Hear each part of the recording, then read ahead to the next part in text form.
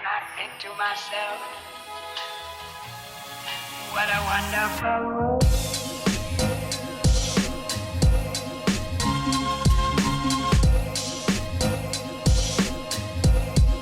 What a wonderful world.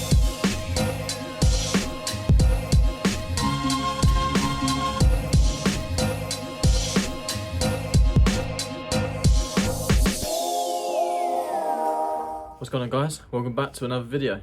So it feels like forever since I worked on a Mark II, but today is the day and we're finally going to be doing some more bits to it. The first things first, I did drive the Mark II the other night and I realised that the dash lights that I put in were really bad quality and they're blue, so it's really hard to read. So someone called Alex Raymond got in contact with me and told me the right LEDs to get, and I've got them off eBay. Here they are. I'll speak more about them when I fit them, and he's also saying to remove the green caps, which I didn't know you could do, so we're going to try that today. Something else we're going to be doing in today's video is fitting one of Shane Baker's latest products, I guess, that he's released, and it is this switch holder, sort of strengthening plate. It's really solid. I'm going to spray this black to match my dash, but we're going to be fitting this as well.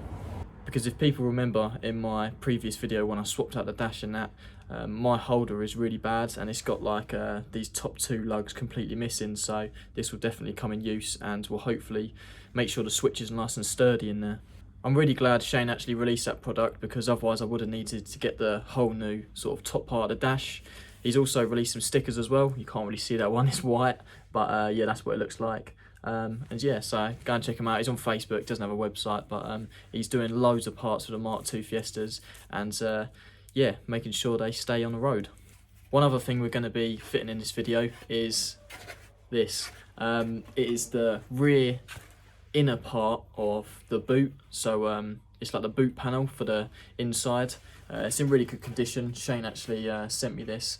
I can't even remember how much I paid for it in the end, but it's a pretty good price. I haven't seen any pop up, and I've always ran the boot with no inner skin or door card, whatever you want to call it. And he's also given me all the clips as well, so thank you very much, mate. So without further ado, let's get the car out and we'll start stripping out the bits of the dash that we need to.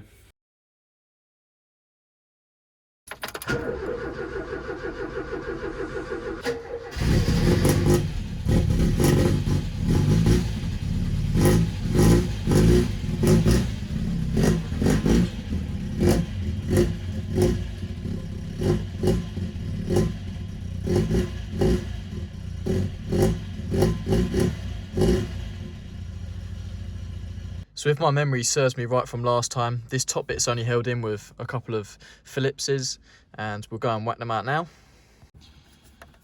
You'll have to excuse how dusty it is. I haven't actually cleaned the Mark II in a while, shocker. But the first one is just behind this top cowling. It's a bit of a pain, but you've got to undo this bottom section too. So you just need to pull out these switches. Once them three are removed, you should have two Phillipses in there. There's also two Phillips just below there. Once them four have been removed, it should just drop down like mine has, and then you've got one Phillips there and another one under here. There's also another one by the radio, but as we know, mine is sort of a fake radio as such. And last but not least, there's one just under all the switches. At this part, you just want to be removing these switches. So they do pull out, but you've got to be very gentle because a car of this age, stuff's really fragile. Really not hard to do. Just got to flick that one open and the other side. Be easier with a screwdriver, but it is what it is. And there you go.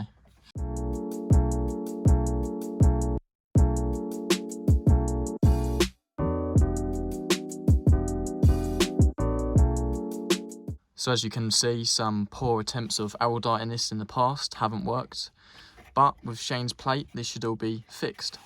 Just cutting in from the future, as well as there being a screw just down here, there is actually one above here.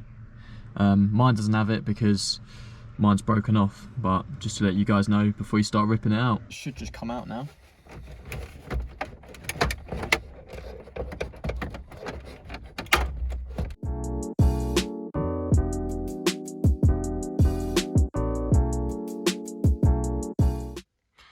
now that's all removed, we just need to remove the clocks. We're gonna have to go under the bonnet in a minute, but there is 4 Phillips in each corner.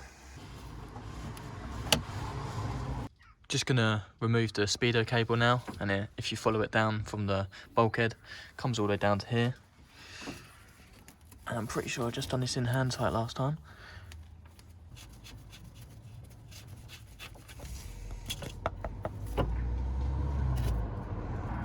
For anyone wondering, that's a 21mm. With that Speedo cable now removed, it's only the multi-plugs that hold this on. They're not held in very tight at all.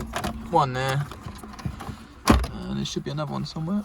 So the clocks are all out now, and I thought I'd completely disconnect them. That's where the Speedo wire goes, and that's where our multi-plug goes. If anyone does have one of these sort of screens for the Speedo lying around, I'll buy it off them because mine's actually cracked down there and also there. However, today we're going to be focusing on the bulbs, and I believe there's 5, so it's all of these ones. Right, I'm just going to remove all of these because the matey that I talked to said that I need to remove the caps that are in here. I did look at trying to do this before, but I could never work it out. What I'm going to do is, because I can't see how to get these out, I feel like this part detaches.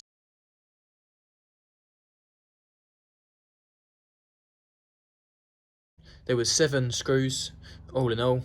1, 2, 3, 4, 5, 6, 7, and hopefully that's gonna come off. Oh yes, here we go. So these are held in with little tabs. I'm gonna try and get this on record as best I can. Oh, ha! Well, that was easy. Let's see if we can do another one on camera. Let's try and do this one. Ah, easy, easy. There's 5 bulbs on the cluster. However, I only had 4 of these. I just think one must have broken in the past. But what I believe my problem was, is that I had these blue LEDs going through this, and it was just misting it up. And in the dark, it was really bad. I've actually got a picture. I'll show one now.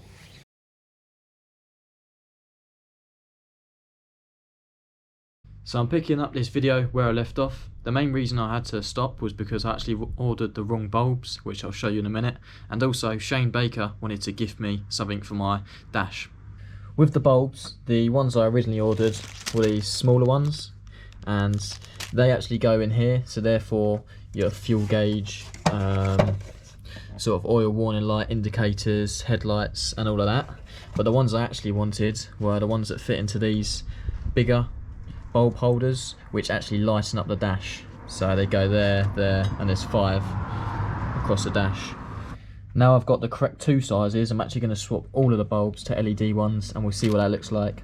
I'm going to leave the fascia off for the moment, and I'll plug it in so we can see firsthand what it looks like.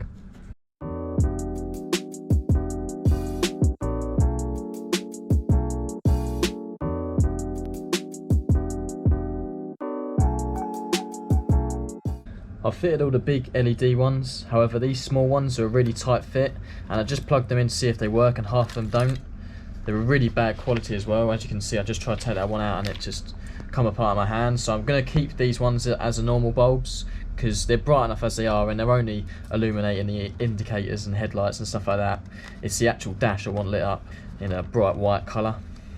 I've just plugged the dash in to make sure it's all working and that. And the LEDs are really bright, so I can't wait to put this all back together. I did have a bit of a blonde moment, however, because I thought these aren't on. But if you think about it, these are some of the warning lights, like the oil. These are for the indicators, so if I whack the indicators on, you can see they're working. And there's probably no other way to check the other ones because they're warning lights. So without the oil warning light and stuff like that coming on, I won't be able to check them, but they should all work. Now that all the LEDs are fitted, I can now show you what Shane has challenged me to do. So he's given me this new plastic bit that goes in front of the Speedo, but it has got a little, it's just a little residue there from some sticker or something that was on it, but it's also got a light scratch at the top. You probably won't be able to pick it up.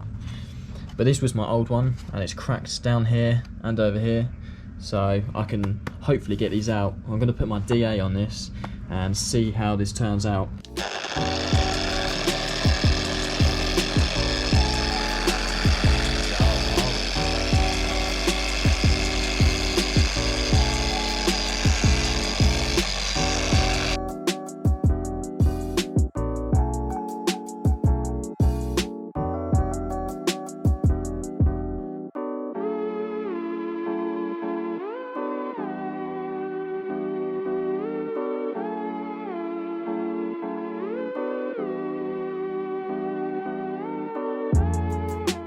I've got the DA out and give this a once over, and I think most of you will agree that this looks brilliant.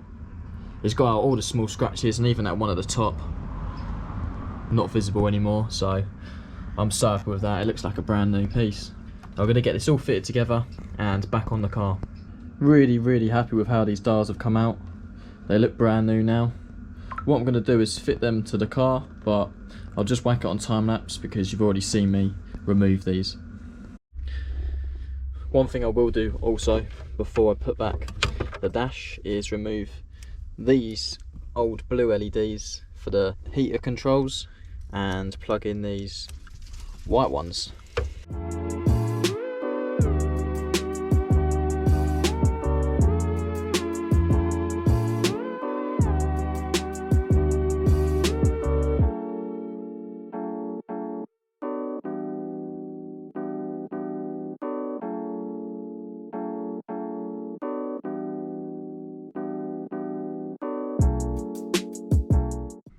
Most of the dash is now back in. I think these dials look really good. I'm so happy with how they've come out. But there is one thing missing, which we're going to work on now. So at the start of the video, I showed you a new product that Shane released, which is this plate for the switches, or the switchboard. And I've painted it black, just because when I stick it on, I don't want any silver shining through once I've got the switches on. As you can see, mine is definitely broken quite a lot. These top bits even come off mine. But once I've araldited this new switch panel reinforcement on, it should be nice and strong to fit my switches. That's roughly how it will sit. I've got some araldite now, so I'm going to do that and leave it overnight. Just going to mix up some araldite. I always make too much, but it's better to have too much than too little.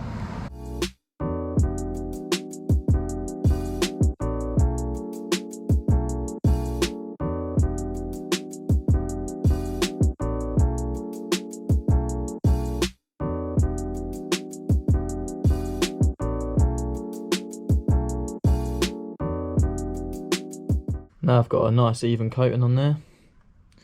I can place, oh, that was the wrong way. I can place this on.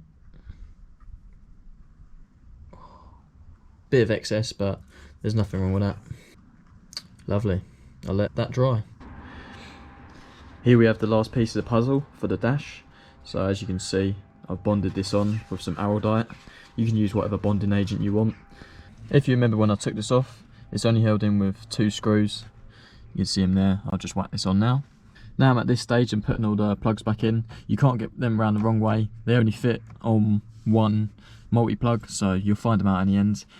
What I did have to do is I test fitted these and I put a bit too much araldite on there, so I just had to file down the edges. But they should now all just slide in nicely.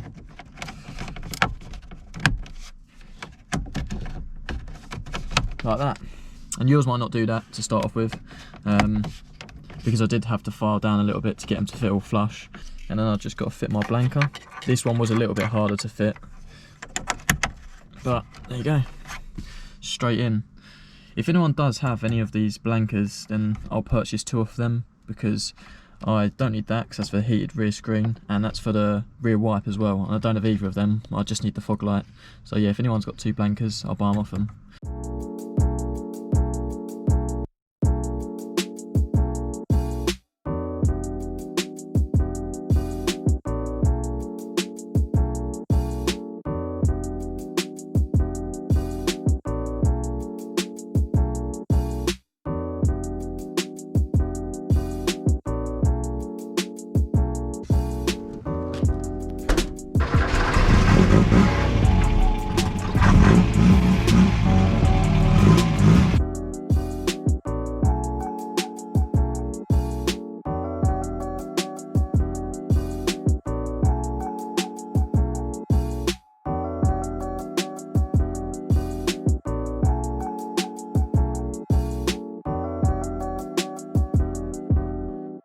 Right, so I think that pretty much brings us to the end of this video.